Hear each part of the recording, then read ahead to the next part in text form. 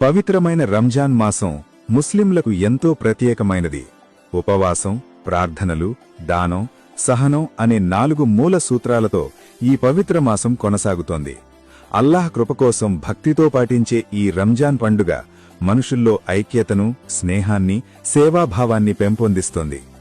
ఈ పవిత్ర సందర్భంలో అనంతపురం జిల్లా కళ్యాణదుర్గం పట్టణంలో ప్రత్యేకంగా రంజాన్ ప్రార్థనలు ఘనంగా నిర్వహించారు. రంజాన్ సందర్భంగా ముస్లిం సోదరులతో కలిసి ఈద్గాలో జరిగిన ప్రత్యేక ప్రార్థనల్లో కళ్యాణదుర్గం ఎమ్మెల్యే అమిలినేని సురేంద్రబాబు గారు పాల్గొన్నారు.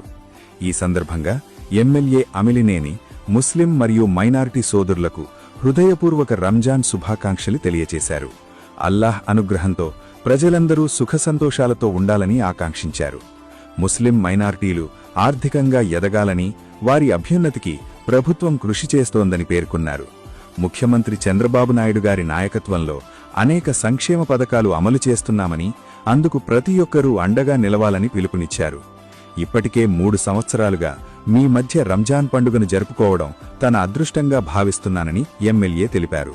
అలాగే కళ్యాణదుర్గం పట్టణంలోని మారెంపల్లి కాలనీలో ఉన్న మదర్సా నిర్మాణం అసంపూర్తిగా ఉందని ముస్లిం సోదరులు తెలియజేయగా, దాన్ని త్వరలో పూర్తి చేసేలా చర్యలు తీసుకుంటామని ఎమ్మెల్యే హామీ ఇచ్చారు. ఈ సందర్భంగా ముస్లిం సోదరులు ఎమ్మెల్యే అమిలినేని సురేంద్రబాబు గారిని ఘనంగా సన్మానించారు.